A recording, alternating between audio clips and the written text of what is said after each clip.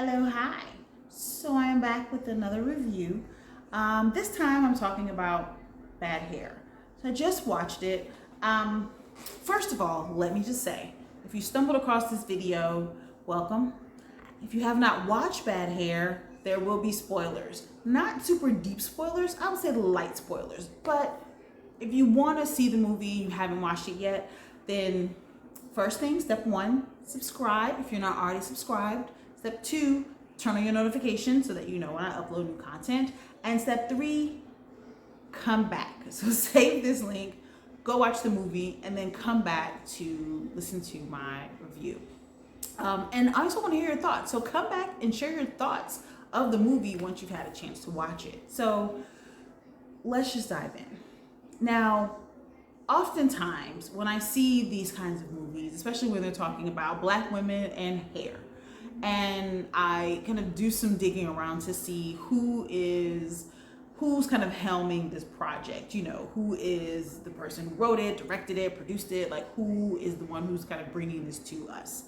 And whenever I do that and I see these kinds of movies that talk about Black women, Black hair, specifically some type of unique Black woman experience, whenever there's a Black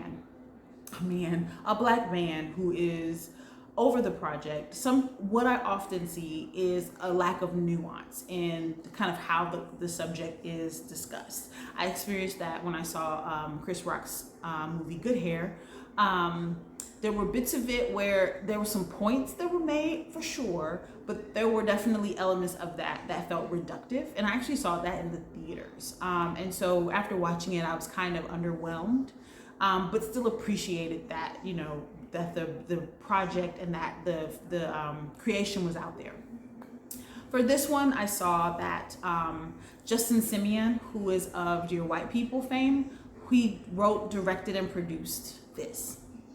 So I guess maybe explain some of what I felt was lack of nuance, and it was a bit reductive in how it addressed Black women and Black hair. So again, spoilers. So if you've gotten this far, if you did not listen to my first announcement, you might want to leave now, or you're just going to have some spoilers. Whatever, it's fine. It's up to you. You are able to do what you will. I'm just giving you a warning that spoilers are coming up. So here's what I thought the movie would be. I could tell from the previews that it was definitely going to be a movie that kind of talked about the experience that Black women have with their hair, and how we Black women have with our hair, and the challenges that we encounter, not necessarily by virtue of our own experience, so not necessarily us trying to just figure out how to connect with our hair and how to do our hair and all of that, but more so what we experience externally from other people. So how our hair affects how other people engage with us and how other people want us to show up.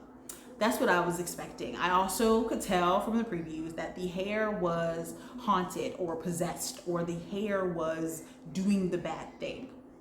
And I was already concerned because that looked a little silly. Now, definitely, no, it's a horror satire. I get that.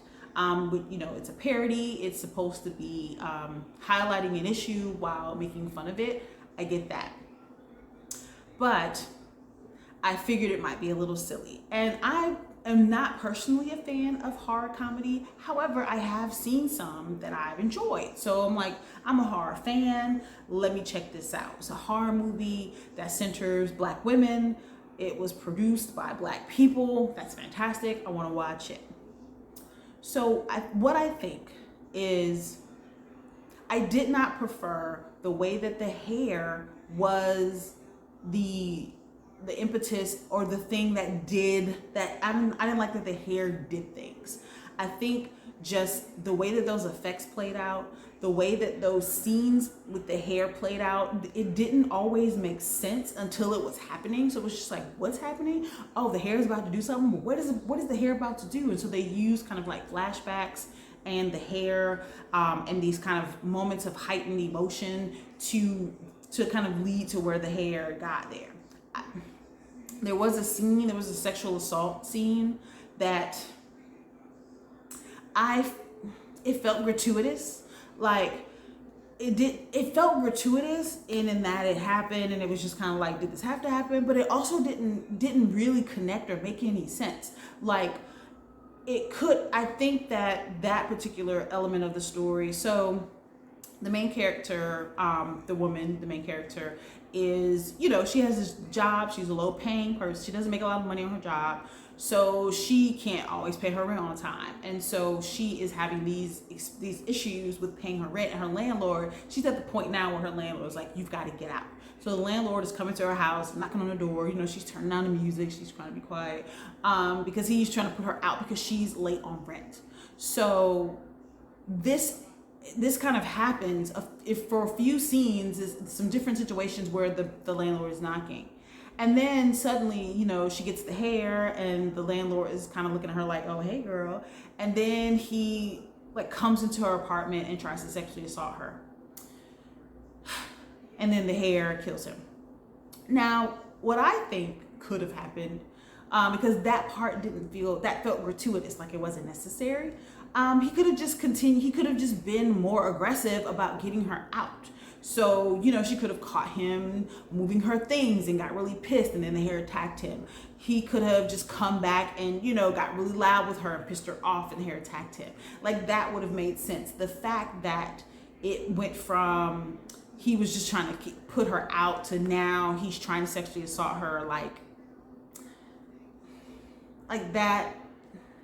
That was gratuitous. And so, trigger warning, if you have not listened to my previous warnings and you've gotten this far, not necessarily trigger warning on what I'm discussing so much, even though that of course applies, but also for the movie, that felt gratuitous. It's like, why is that in there? The fact that the hair itself moved, and in those moments where the hair would do these things because the hair needed to be fed, that felt silly and a little reductive. To me, I think that they could have played up the possession of it, where once you get the hair, you are possessed and the hair is influencing you to behave in a way that is unlike yourself. And the hair still could have moved, but the hair movement could have been smaller. So it's like, when there was a scene where she accidentally put her hair in her plate because she was talking to her sister, and she turned around and her hair, it was long, and she's not used to having long hair like that. So if you've ever gotten a wig or a weave where the length is more than what you normally have, you will find yourself with your hair in various random places because you're just not used to having hair that long. And when the hair ate the food, that could have been cool because it was a nuanced thing. All of a sudden the hair sucks all the ketchup out. Creepy. But then when the hair grows and attacks people and it's waving around, it was just that felt silly. The whole idea of the hair possessing the person, I thought would have been, to me, you still could have had the comedy. You still could have had, the comedic elements. I mean, there were certain scenes, certain lines that people did. Lena Waithe's character was kind of funny toward the end, in kind of how she reacted to the haunted hair, the possessed hair.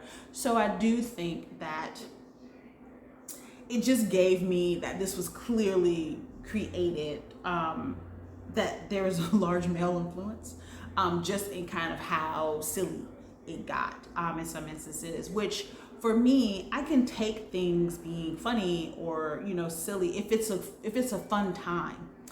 It wasn't a fun time for me. It was kind of, I wanted to just power through. I wanted to see how it played out. It felt longer than I think it was. It's not a super long movie, but it felt long. I had to pause it a couple of times because I was working in the middle of it, and I had to look up and be like, all right, let me pause this and let me finish this. And that's always a bad sign. So for me, it wasn't a good time. I was hoping that it would be.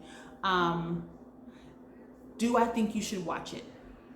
Yes. It's a horror movie. It's a horror comedy. It's a satire. One of the things I really did like was I liked the fable of it all, and kind of how they tied it to a superstitious story about I think it was the woman with moss hair. I'll find because I think I've read that before. So I'll look for it and see if I can share the link down below to just kind of the story that was featured. I thought that was cool. Why would I tell you to watch it? Because you might like it and have a good time. I didn't have a fun time watching it. It wasn't terrible, but it wasn't a good time. So it's not something that I would watch again. But I like what I like. I am somewhat of a horror purist. I am not a huge fan of horror comedy, but it can be done well, and I definitely have seen it done well and have enjoyed those movies. So I don't think that the genre of it was the issue. I just think it was certain elements of the execution that to me felt silly in a way that they weren't necessary. But we're in a time where we have Black movies that are helmed by Black people that center the Black experience, so we can have these silly, movies. I mean, the cameos alone were interesting. Just seeing who was in it, who would pop up in it was pretty cool. You had Kelly Rowland, you had Laverne Cox, Usher was in it. You had Dawson from Dawson's Creek, whose name I just completely drew a blank on, but that he was in it. He's always Dawson to me, but he has a real name, and I'm just drawing a blank. He was in it. So, you had these people that were in it, which I thought was pretty cool. Just kind of seeing the cameos. And like I said, it wasn't bad. It's, if you're looking for something to watch on a weekend and you just want to see, if you want to find a cool way to close out the Halloween, maybe you need a palate cleanser. It could be a cool palate cleanser, like you watch something that's really scary or really intense, and you need to watch something to kind of decompress yourself. That could be a good palate cleanser, because it was kind of silly in a lot of ways, even though it had slightly horror. It did have horror elements for sure. There were definitely jump scares and creepy moments and weird pauses and things that happen in horror movies to kind of get heightened attention. But some of it was just silly for me. But I think it'll be a cool palate cleanser. So it's on Hulu. It's Bad Hair. It was okay. But what did you think?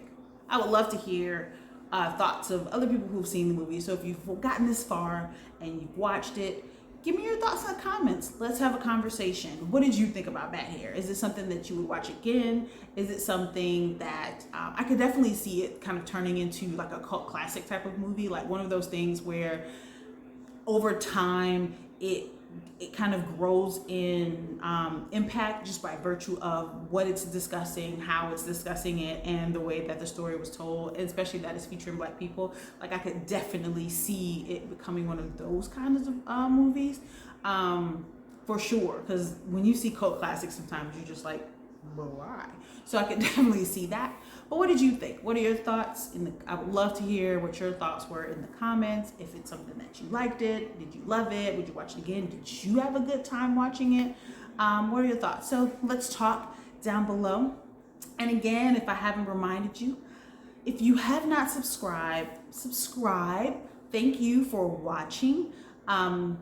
It was interesting watching that. I immediately wanted to kind of hop on camera and talk about it because it inspired thought. So I will say that. I will say this about that. Whenever you engage with art, and if it kind of pulls you into a visceral reaction, then that art has done its job. Everyone's not going to love every piece of art. Everyone's not going to, want to laud it and hold it up as this grand piece of design. But if it evokes a strong feeling, then the art worked.